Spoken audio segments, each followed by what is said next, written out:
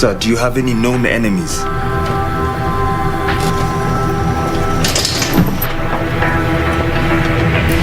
It's that girl.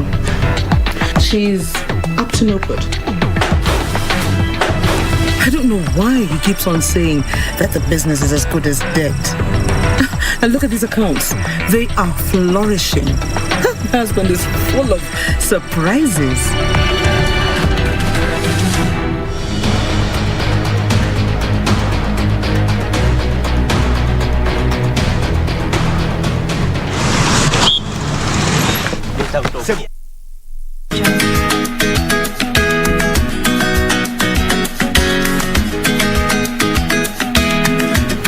Kama mbaya itakuwa mbaya tu.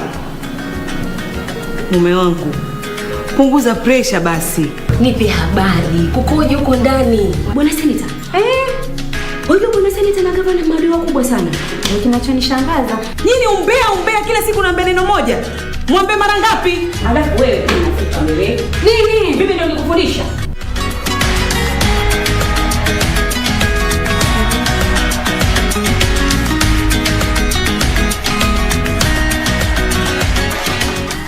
Ili kupata sikiza tune hii ya Shujaa, bonyeza *811*961#.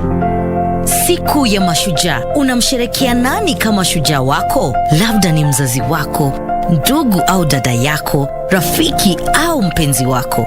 Ni nani ameboresha maisha yako hadi akawa shujaa wako? Ili kupata sikiza tune hiyo ya Shujaa, bonyeza *811*961#, *811*961#.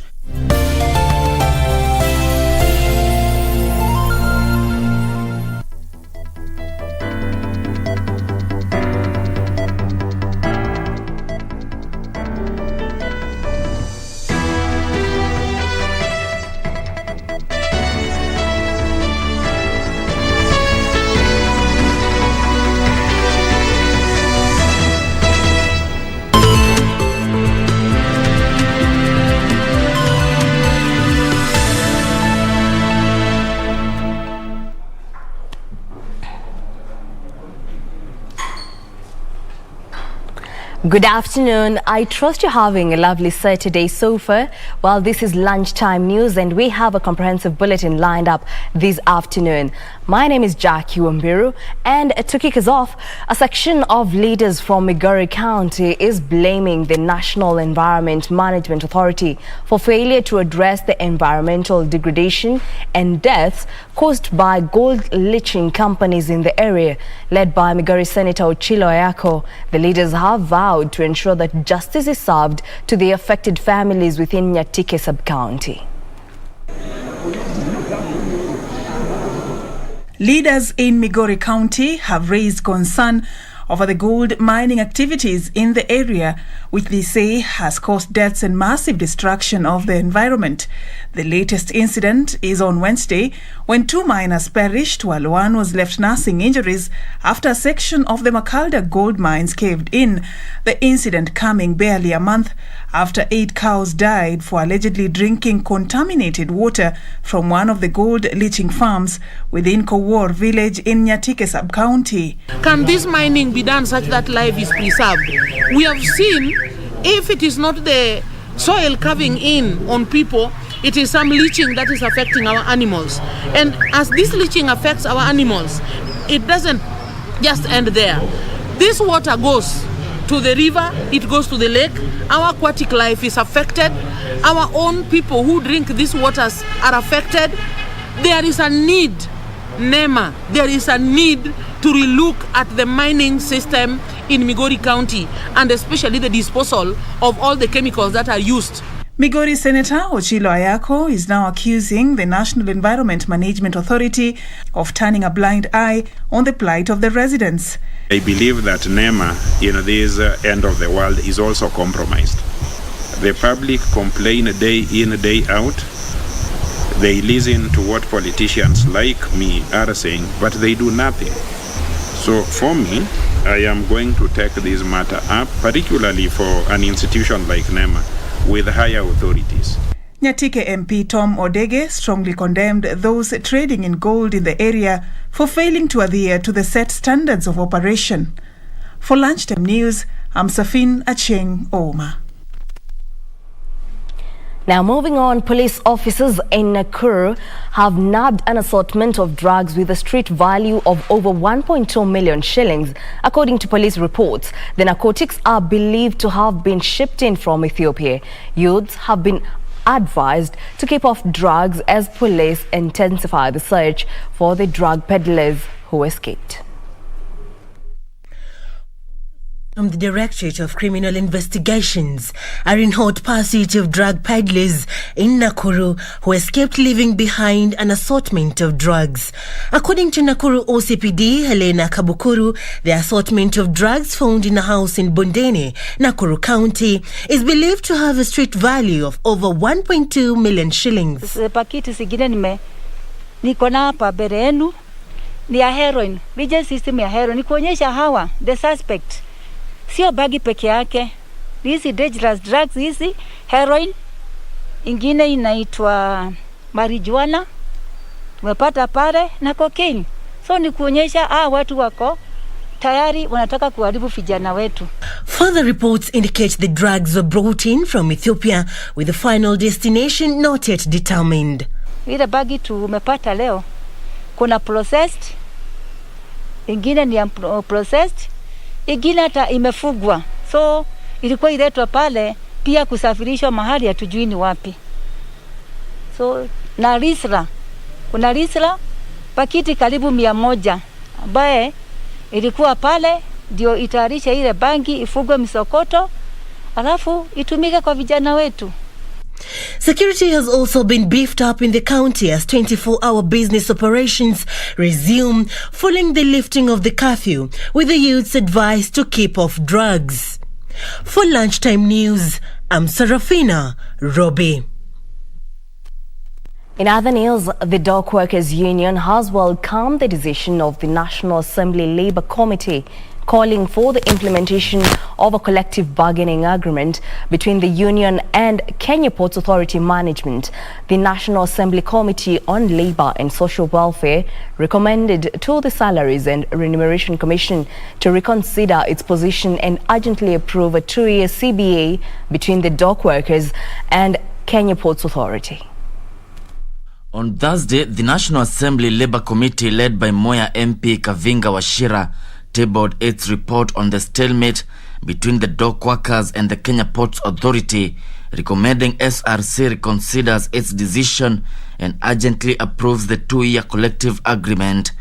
Welcoming the report, Dock Workers Union Secretary General Simon Sang said the recommendations by the MPs would cure the stalemate on the implementation of the CBA that had affected the morale of over 5,000 employees. Kama mnavyojua, Kenya Ports Authority employees wamedhulumika sana kwa muda wa miaka mitatu. Na hiyo dhulma ni kwa sababu ya marekebisho ya matumizi kupitia overtime na mambo mengine. The CBA the Workers Union and KPA signed includes a salary increment of 10% spread over 2 years beginning 2021-2022. The Salaries and Remuneration Commission, however, had advised the Kenya Ports Authority not to honor the agreement despite Treasury availing the required funds. Kuanzia 2022-2023, ile CBA ambao tutafanya haitakuwa inalinganishwa na National Wages Guideline. Tutalinganisha au kuambatanisha na Wages Guideline ya ports za ulimwengu. Kevin Wachira, Lunchtime News. Meanwhile, a father in Busia has been arrested in connection with the death of his son. Leonard Jambo is said to have killed his 17-year-old son in Nabisiongo village in Matayos sub-county. The father is alleged to have attacked his son for stealing ties from his cat, leading to the death. Family members say the suspect was violent and a troublemaker in the village. Ningesema tu huyu Leonard Jambo achukuliwe hatua na serikali ili aweze kupatiwa funzo kulingana na vitendo vyake, kwa sababu ni vitendo vibaya. But neighbors say the father went far and instead should have allowed authorities to handle the matter and now want the government to take action against the father. Ni kama walikuwa na ugomvi fulani na mtoto. Sasa penye imefikia ni serikali tusaidie. Deputy President of William Ruto has challenged the youth to be at the forefront in bringing the change they want by enlisting themselves as voters during the ongoing mass voter registration exercise. Ruto, who spoke in Nambale, Busia County, claimed the youth have to make their voices count by electing the right leadership that will resolve issues bedeviling them. Now, Ruto at the same time promised that if elected, he will set aside 50 billion shillings to be allocated to small businesses to drive the country's economy. Maslahi yako wewe upate kazi, wewe uendeshe biashara, usimamie familia yako na Kenya iende mbele pasipo kuwacha wengine nyuma. Bilioni 50 ili tupatie hawa kina mama sokoni na hawa bodaboda na wale wafanyabiashara wengine wote pesa ya kuinua biashara yao ili wasisumbuliwe na shailo na ili wasiingie kwa fuliza na ili wasiwekwe kwa CRB. Nyinyi mnanielewa? Tuko pamoja? Na leo mimi nataka niwaulize, nataka tujiunge pamoja na nyinyi safari hii watu wa Bomala. Mtakubali tuungane pamoja? Pia wale tunashindana na hawa wafuasi wa Hasana wamejipanga, ndio? Wale wanaume watano wajipanga. Still on the same, people living with disabilities are being urged to register in large numbers in the ongoing voter registration exercise in Mombasa.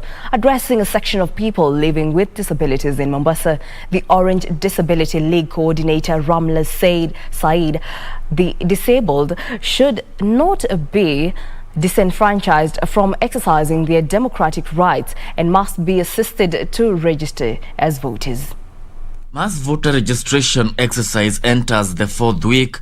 The turnout of new voters is still low. The registration of some Vita constituency, Neema Karisa, says a lot of identification cards are still lying uncollected at the registration offices. Kuna vitambulisho vingi sana ambavyo havijakuwa collected kwa NRB. Watu wali apply vitambulisho vimetoka lakini bado viko ofisini kwa NRB. Ni kumaanisha kwamba ikiwa mtu hataenda kuchukua kitambulisho chake hataweza kujisajili. Mombasa ODM Party Chairman Mohamed Hamid Hamis calling on women, youth and persons with disabilities in the region to register in large numbers. Uchaguzi wa wazi ni uchaguzi ambao utajenga chama. Kwa hivyo hili ni jambo ambalo lazima tuhakikishe kuwa tunalishughulikia ipasavyo. The Orange Party's Disability League coordinator Ramla Said, however, decried lack of interpreters in the voter registration centers, which cause difficulties for persons living with disabilities. Mombasa peke yake kuna walemavu 7,000. Kama hao 7,000 waandikishwa wote, tuna sauti kwenye serikali. Kevin Washira, Lunchtime News. Pastoralist community in Isiolo County have been urged to brace for hard times ahead as weather forecasters predict a delay in the seasonal October to December rains. Isiolo County Director of Meteorological Department John Nguyo, who launched a food relief program in the region, cautioned against over-reliance, calling on locals to embrace sustainable agriculture. Scientists and indigenous weather forecasts in Isiolo County have urged the communities living in the county and its environs to take actions to minimize the loss of livestock by selling some of the animals, owing to the looming drought and delays in the October-December rain season. According to Isiolo Director of Meteorological Department John Nguyo, the prediction by the Samburu elders, which was derived from slaughtering goats and observing their intestines, echoed the scientific findings of the department that the rains in the region would be unevenly distributed, with some parts expected to receive no rainfall. Devise the communities wakati mwingine wawe on lookout, wawe waangalifu, kwa sababu hata wakati hakuna mvua kuna wakati kuna kuwaga na hiyo flash flood. Mambo ya mawingu tunaangalia, mambo ya nyota tunaangalia, tunachinja mbuzi tunaangalia mara, na tukaona tuko na uoga ya maybe mali yetu itakwisha. Tuko uoga. A situation that could worsen the already dire situation. During the launch of the food relief program in the region, the community was cautioned against over-reliance on livestock, with the government agencies teaming up with non-state actors to promote sustainable agriculture. So as pastoralists, we should emphasize on diversification. Tuache mambo ya ng'ombe peke yake, tuende mambo pia ya kidogo ya mambo mengine amesaidia sisi wakati wa jelali. The collaboration between the indigenous weather forecast and the Kenya Meteorological Department is aimed at increasing the community's uptake on weather-related information for purposes of prior and adequate preparation of disaster-related eventualities. For Lunchtime News, I'm Gladys Mongai. Well, that brings us to a break at the moment. We'll be back with more news. Let's take that break.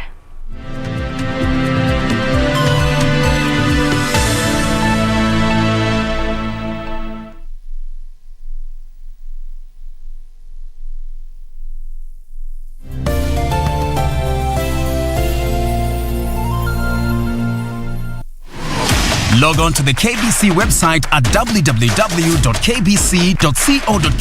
to get the latest breaking news, entertainment, sports, politics, lifestyle or business trends from Kenya and around the world. Never miss new episodes from your favorite TV shows, reruns and movies. Just stream online or watch live on your YouTube channel at KBC Channel 1 TV shows. For the day's biggest stories, trustworthy news and family entertainment, log on to KBC Channel 1. Watch what you want anytime, anywhere.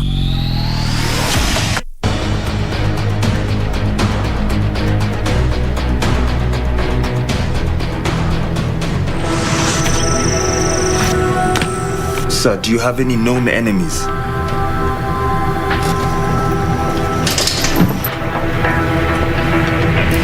It's that girl. She's up to no good. I don't know why he keeps on saying that the business is as good as dead. And look at these accounts. They are flourishing. My husband is full of surprises.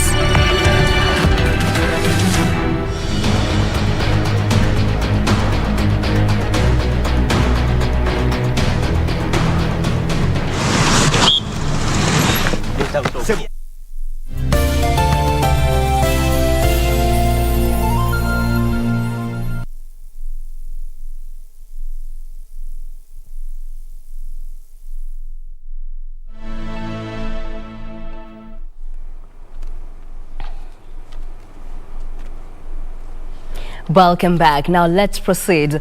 The county government of Nakuru has announced plans to construct 2 modern fire stations in Naivasha and Molo sub-counties in a bid to address the rising cases of fire incidents in the county. The county also plans to modernize its fire department to meet international standards. Speaking during a donation of foodstuff and blankets to 50 families who lost their homes to fire 3 weeks ago, Chief Officer in charge of disaster management in Nakuru County, Ann Jenga, confirmed that plans are at an advanced stage to construct 2 more fire stations. So we are very soon. We are going to. We are building a fire engine at Molo, a fire station. Sorry, at Molo, and also a fire station in Naivasha, so that we are able. Because I have already cited that the most common disaster is fire. Jenga said the move has been informed by the frequent fire outbreaks in the vast county. His Excellency the Governor has instructed my department or advised us to make sure that fire is a first priority in its management. Beneficiaries of the donation hailed the county government for coming into the rescue, saying they were left with nothing. Na mimi naweza pongeza county kwa kutukumbuka ambapo wametuletea msaada, at least tunaweza jiendeleza kimaisha. Tumekuwa tukipewa mahali pa kulala, wengine walikuwa wanalala kwa shule, wengine kwa kanisa, lakini tunaomba kama serikali inaweza tusaidia hizi nyumba turudishiwe ndio tuweze kurudia maisha yetu. Yusuf Hilo, Lunchtime News. A management plan has been set up in the Masai Mara seeking to involve the local community so as to resolve any existing conflicts around the game reserve. The community around the Mara has hailed the move, agreeing to set aside their differences for the sake of the great Mara ecosystem. While holding a day-long consultation meeting with over 200 people living near the Masai Mara Game Reserve, Narok Governor Samuel Tunai says the move to include the locals in the management plan is timely and will help the game reserve that is ranked as the 8th wonder of the world. Tuje tuweze kuendelea na consultation, kusungumuza na wao, tujue vile tutaendelea na kuishi na wao. Tunai now says the county government has been giving 19% to the local community who have leased the land for hosting wild animals. Iwe sustainable for future generations, ama for posterity. The communities are very, very important segment of that society. Narrow Council of Elders Chairperson Kelena Olenchai and other elders say they have agreed to put aside their differences for the sake of the Great Mara, which was set aside by the ancestors. Isiende katika management isiyofaa, ibaki katika management ya serikali ya county bila kuingia mkono ya mtu mwingine yeyote. The community now hopes the management plan of the reserve will be transparent without any external influence. For Lunchtime News, I'm Serafina Robbie. In other news, West Pokot Governor Professor John Lonyangapuo has issued a stern warning to his staff over laxity in discharging their duties and engaging in early campaigns. The county boss, who has made changes to his cabinet to streamline service delivery, called on the members of public to report any rogue officials to the relevant authorities for action to be taken. Financial stewardship and discipline. The county boss has expressed concerns over some of his senior members of staff who have engaged in early campaigns at the expense of service delivery to the locals. Lonyangapuo warning that rogue officials will not be spared. Mambo ya kasi ya serikali lazima iendelee na ifanywe kwa bidii zaidi kuliko hapo awali. Hiyo bidii ya utenda kazi isirudi jini hata ukiwa na tamaa yako ya private na personal. Lonyangapuo further ordered that all county vehicles be parked in the county yard at the set time and that the staff found misusing public vehicles will be answerable. Itaambia watu ya check unit, abena makari zote, itaambia police wachunge. It is not a joke, hata kama wewe ni mpokot kama mimi. Tunaweza kuongea wena wedo, lakini sio kwa kazi ya government. The governor urged those who wish to campaign to step down and concentrate on their mission. Yusufar reporting for Lunchtime News. Still on matters of health, the Kenya COVID-19 Fund, in partnership with Equity Group Foundation, has donated personal protective equipment to St. John Paul II Hospital in Isiolo County to advance the fight against COVID-19. Equity Bank's operation manager in northern Kenya, Maalim Hassan, says the PPEs will go a long way in protecting healthcare workers.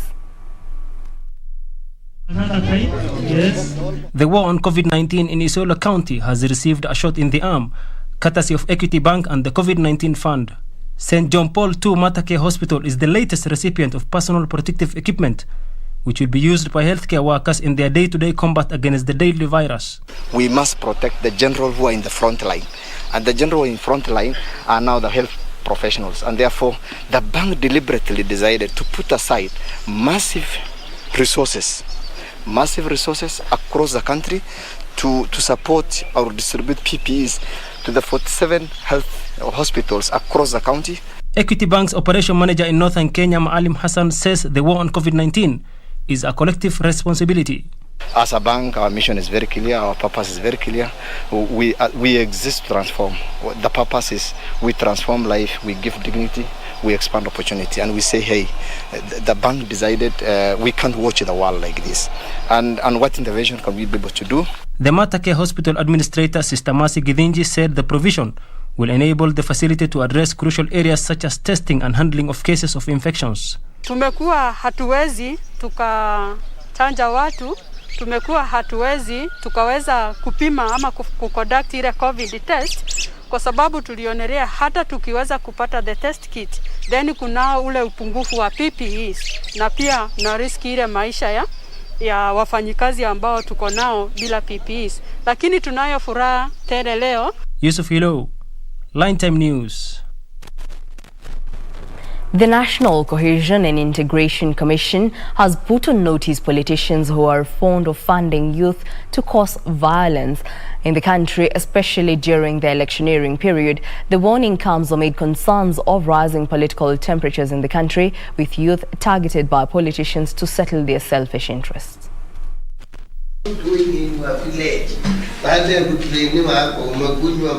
The National Cohesion and Integration Commission has cautioned a section of politicians against inciting the youth to violence.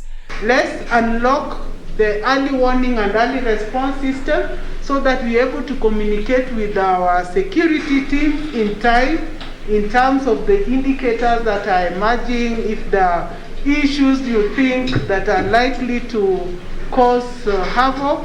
Speaking in Eldoret during a sensitization workshop of peace actors from Uasin Gishu County, the commission said it is working with security agencies to track those who are trying to fund violence. We are going to ensure, as a county, peace forums will be in our performance contract. How late are we engaging our people? That is how we are going to start with our chiefs. Meanwhile, community members have urged NCAC to actively involve people at the grassroots level by training them to become ambassadors of peace. We must also talk to our youth. Why are the youth being paid to interfere with other people's function, isn't it? Yes. And we want to call every youth to achilie kila mtu atuuzie sera yake. Because not only those who are looking for the national position, we are also coming down up to the grassroots level. Timothy Kipnoso for Lunchtime News.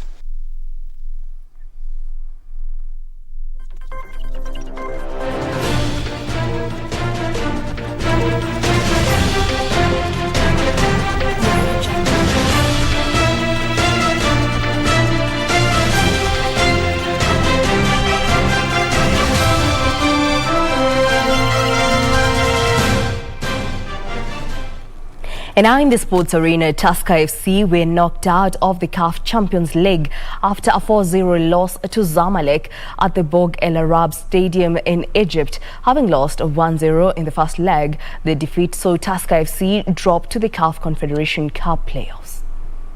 FC were knocked out of the CAF Champions League after losing 5-0 on aggregate to Egyptian giant Zamalek SC in the second leg of the first round match played at the Borg El Arab Stadium. The Brewers headed into the match having lost 1-0 in the first leg last weekend to the Egyptian champions in a match played at the Nyayo Stadium and needed to progress with the win.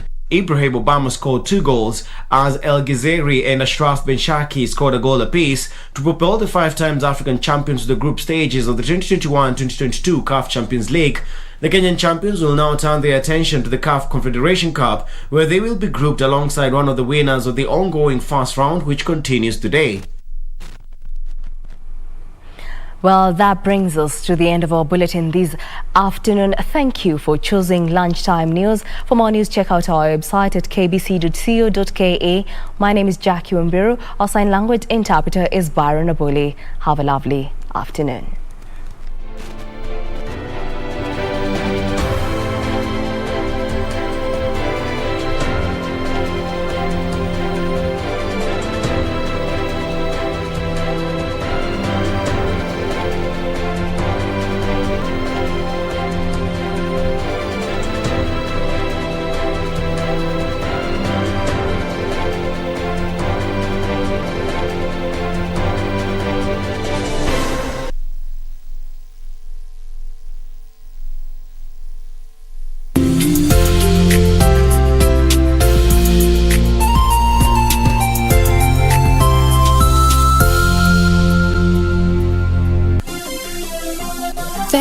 Beauty College. Vera Beauty and Fashion College, with branches in Nairobi, Eldoret, Thika and Meru. Did you know that we are a TVET approved institution? We offer courses in fashion design, interior design in soft furnishing, event decoration, flower arrangement, event planning, hairdressing, barbering and dreadlocks, beauty therapy, makeup, nail technology, spa massages, teaching skills, TOT, solo business management, and many more. Register now and visit our website on www.verabeautycollege.com. You can also call on 0725 923 550 Nairobi branch, 0728 087 689 Eldoret branch, 0722 227428 Thika branch, 0725 000-706 Meru branch. Vera Beauty and Fashion College, a TVET approved institution.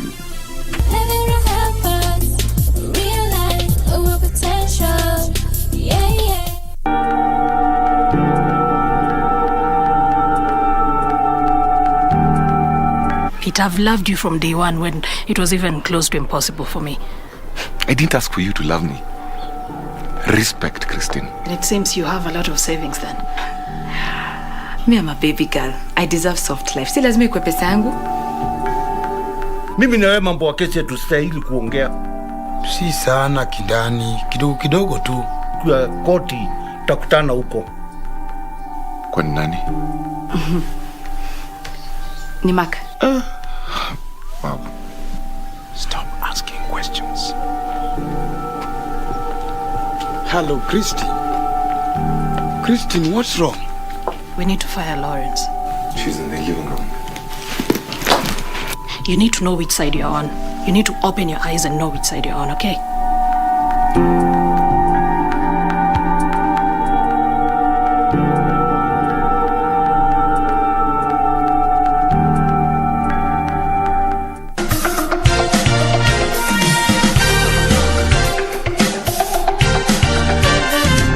So, Nicholas, you've heard us talk about you. Do you feel like sometimes in a room people ignore you, they talk about you, it's like you're not there in the room? This experience has experienced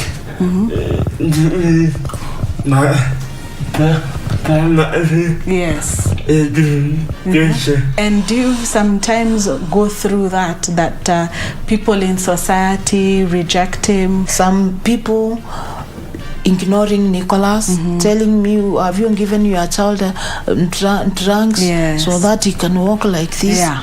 Then you have to take time and answer that person.